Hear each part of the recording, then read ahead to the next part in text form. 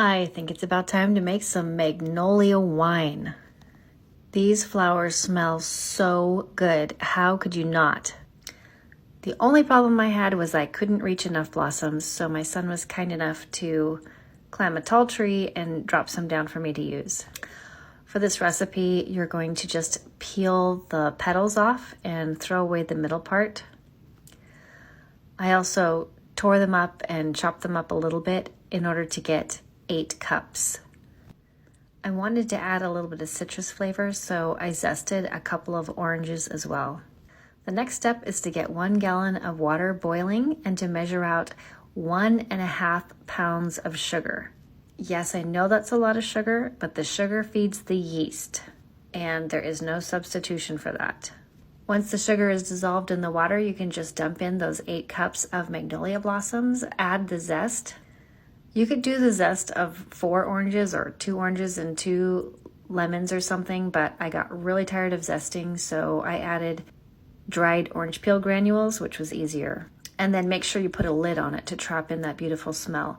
12 hours later, this is what it looks like, and it's ready to be strained. I strained it twice, once with a filter, the other time with the cheesecloth, just to get any of the granules out. And then it's important to make sure that the liquid is cooled. I'm using the juice of 4 oranges. Some people do cut side up in their juicer, but the holes are in the bottom, so I do cut side down. I don't know, what do you do? This way makes the most sense to me.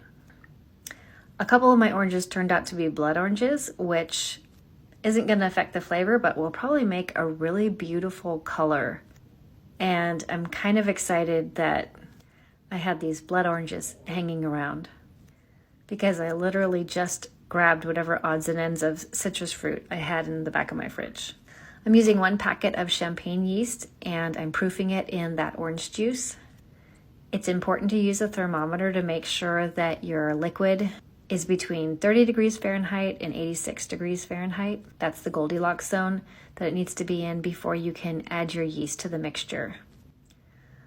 Once it's all ready to be combined together, you can stir it up real good and then put it into a 1 gallon container to burp, stir, and check on for the next 10 to 14 days. This is only part 1 of a longer process, but don't hate me when I tell you, you gotta like and follow for part 2, because it's gonna be 10 to 14 days before I do the next step.